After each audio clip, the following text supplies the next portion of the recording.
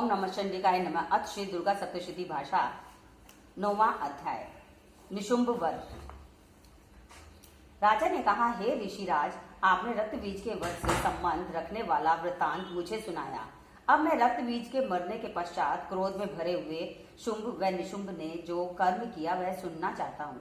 महर्षि मेघा ने कहा, रक्त बीज के मारे जाने पर शुंभ और निशुंभ को बड़ा क्रोध आया और अपनी बहुत बड़ी सेना का इस प्रकार सर्वनाश होते देखकर निशुंभ देवी पर आक्रमण करने के लिए दौड़ा।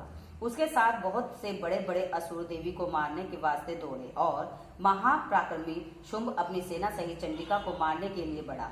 फिर शुंभ और निशुंभ का देवी से घोर युद्ध होने लगा और वह दोनों असुर इस प्रकार देवी पर बाण फेंकने लगे जैसे मेघों से वर्षा हो रही थी। उन दोनों के चलाए हुए बाणों को देवी ने अपने बाणों से काट डाला और अपने शस्त्रों की वर्षा से उन दोनों दैत्यों को चोट पहुंचाई।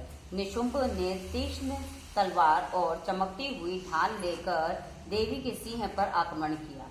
अपने वाहन को चोट पहुंची हुई देखकर देवी ने अपने शुक्र नामक बाण से निशुंभ की तलवार व ढाल दोनों को ही काट डाला। तलवार और ढाल कट जाने पर निशुंभ ने देवी पर शक्ति से प्रहार किया। देवी ने अपने चक्र से उसके 2 टुकड़े कर दिए। फिर क्या था, दैत्य मारे क्रोध के जल भून गया और उसने देवी के मारने के लिए उसकी ओर शूल फेंका, किंतु देवी ने अपने मुक्के से उसको चूर चूर कर डाला। फिर उसने देवी पर गदा से प्रहार किया। देवी ने त्रिशूल से गदा को भस्म कर डाला। इसके पश्चात वह फरसा हाथ में लेकर देवी की ओर लपका।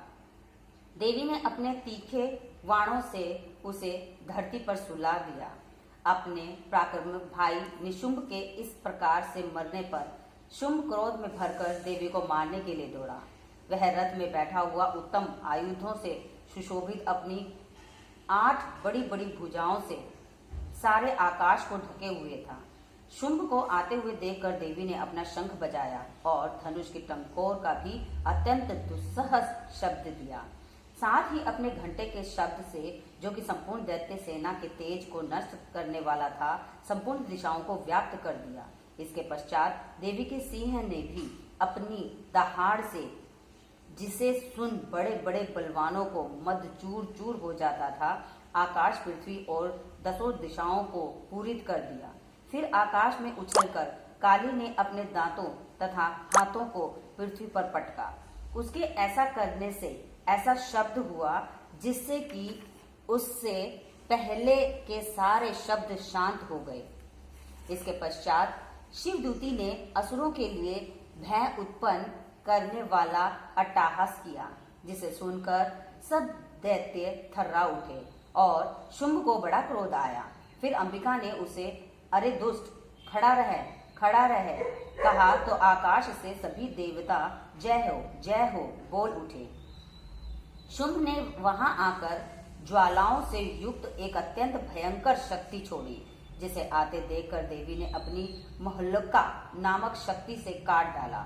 हे राजन, फिर शुंभ के सिंह नाद से तीनों लोक व्याप्त हो गए और उसकी प्रतिध्वनि से ऐसा घोर शब्द हुआ जिसने इससे पहले के सब शब्दों को जीत लिया।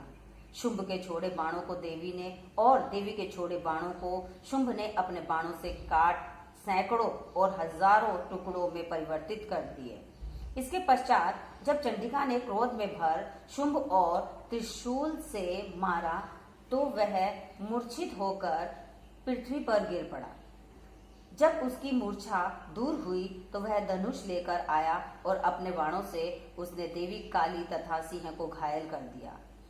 फिर उस राक्षस ने 10,000 भुजाएं धारण करके चक्रादि आयुषों से देवी को आच्छादित कर दिया। तब भगवती दुर्गा ने कुपित होकर अपने बाणों से उन चक्रों तथा बाणों को काट डाला। यह देखकर निशुंभ हाथ में गदा लेकर चंडिका को मारने के लिए दौड़ा। उसके आते ही देवी ने तीक्ष्ण धार वाले खड्ग से उसकी गदा को काट डाला। उसने फिर त्रिशूल हाथ में लिया और देवताओं को दुखी करने वाले निशुंभ को त्रिशूल हाथ में लिए हुए आता देखकर चंडिका ने अपने शूल से उसकी छाती पर प्रहार किया और उसकी छाती को चीर डाला। शूल विदीर्ण हो जाने पर उसकी छाती में से एक उस जैसा ही महापराक्रमी दैत्य ठहर जा कहता हुआ निकला। उसको देखकर देवी ने बड़े जोर जोर से ठहाका लगाया। अभी वह निकलने भी न पाया था कि उसका सिर अपनी तलवार से काट डाला। सिर के कटने के साथ ही वह पृथ्वी पर गिर पड़ा। तदनंतर सिंह दहाड़ दहाड़ कर असुरों का भक्षण करने लगा और काली शिवदूती भी राक्षसों का रक्त पीने लगी। कौमारी की शक्ति से कितने ही महादैत्य नष्ट हो गए। ब्रह्मा जी के कमंडल के जल से कितने ही असुर समाप्त हो गए। कई दैत्य महाश्वरी के त्रिशूल से विदीर्ण होकर पृथ्वी पर गिर पड़े और कई बारही के प्रहारों से छिन्न भिन्न होकर धराशायी हो गए। वैष्णवी ने भी अपने चक्र से बड़े बड़े महापराक्रमियों का कचूमर निकालकर उन्हें यमलोक भेज दिया और इंद्री से कितने ही महाबली राक्षस टुकड़े टुकड़े हो गए। कई दैत्य मारे गए, कई भाग गए, कितने ही काली शिवदूती और सिंह ने भक्षण कर दिए। इति 9वां अध्याय समाप्त। जय माता दी।